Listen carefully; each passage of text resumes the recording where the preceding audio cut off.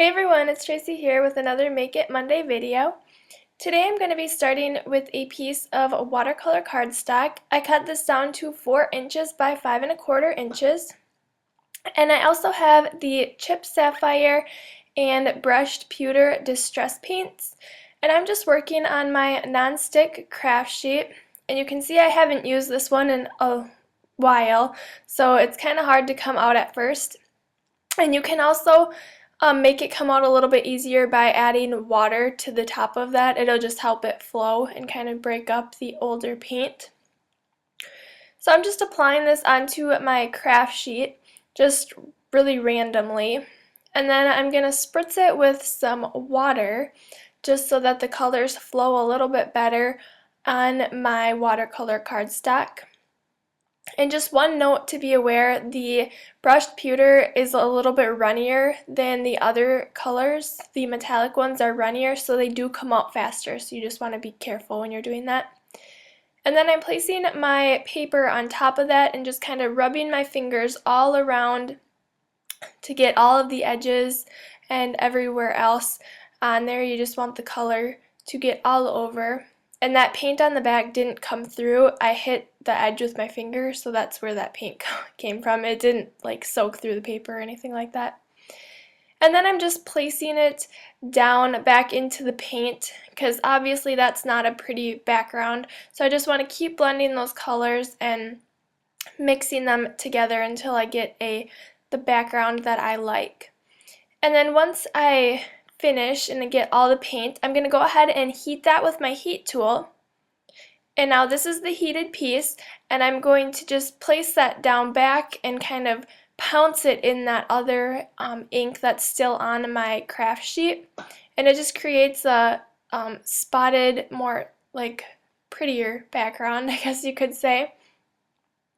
And then I wanted a little bit more of the silver in there, so I'm just adding some spots onto my craft sheet, and then I'll go ahead and place my paper back on that just so I get a little bit more metallic on there. And you can build these colors as little or as much as you want. They'll just keep, the background will always change and you'll never get the same background twice, so they're really fun to work with. Alright, so I set that aside to dry, and now I'm working with the Cityscape Nightline die from Memory Box. And I have a piece of gray cardstock, and I'm just going to place my die onto there and then hold it in place with a piece of washi tape. And then I'll go ahead and run that right through my Cuttlebug so that it die cuts my skyline background out.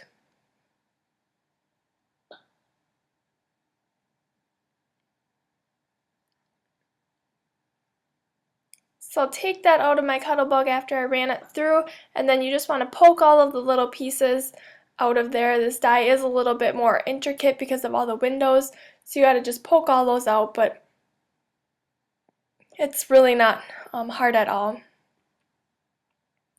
So after I got all those pieces out, I went ahead and adhered that on to my distress paint piece, which is completely dried now. So I'm just using my Tombow Mono Multi Glue, and I'm just placing little dots all over this. It's the easiest way to do it, I think. Otherwise, if you had like a sticker maker, you could run that right through the sticker maker, and then every piece of it would be covered with adhesive. And I'm placing that on the bottom of my watercolor cardstock piece. And then just push that into place for a few seconds so that it adheres onto there, and then it will completely dry.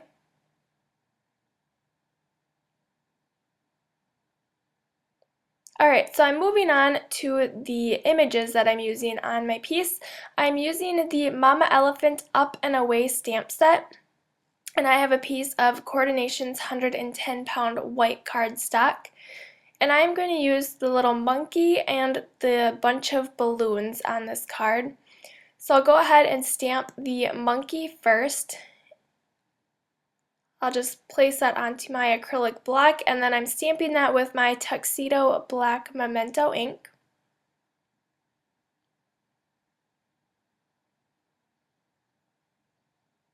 And then I'll do the same thing with a bunch of balloons. I'll ink that up really well and then stamp that onto my cardstock. And then I always like to heat those a little bit before I start coloring them in. So I just hit it with my heat tool and then I'll start coloring them in with my Copic markers.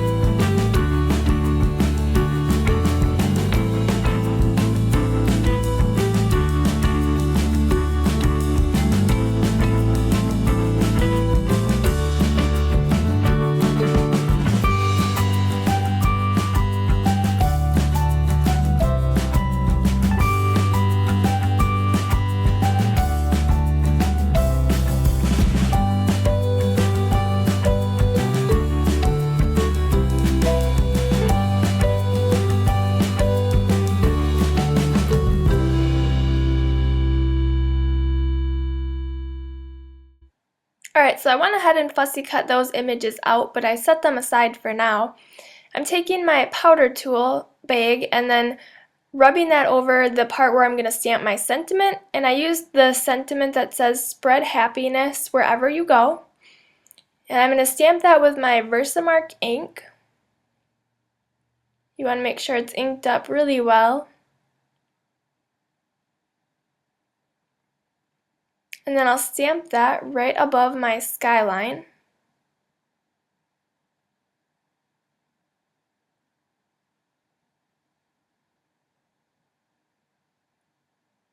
And then I'm going to heat emboss this piece with some Zing embossing powder. It's the silver, and it's a metallic silver color. So I'll just pour my embossing powder on there, tap off all the excess, and then heat that with my heat tool. You can see how that shines. Now I'm going to adhere this onto my A2 size card base. So I'll just put some adhesive with my ATG gun on the back. And when I work with like distress paints or distress stains or anything, I like to add a little bit more adhesive onto the back of that just so that there's no warping or anything.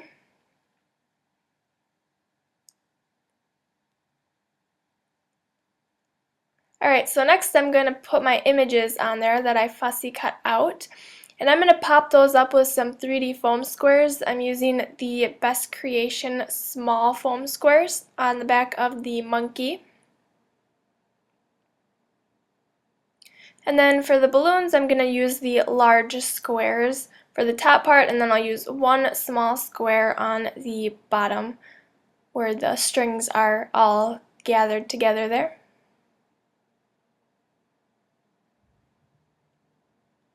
Alright, so I'll remove the backs off from those, and then I can go ahead and put them into place. And I want the monkey's hand and the strings to kind of overlap so it looks like he's holding them.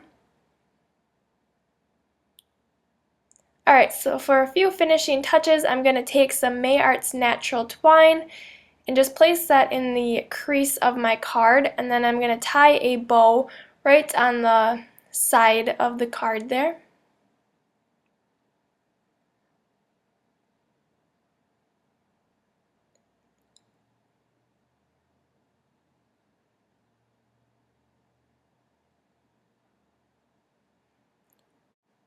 Alright, and once I get that situated, I can trim off the excess twine on the bottom there. I do want to leave them hanging a little bit longer than I normally would.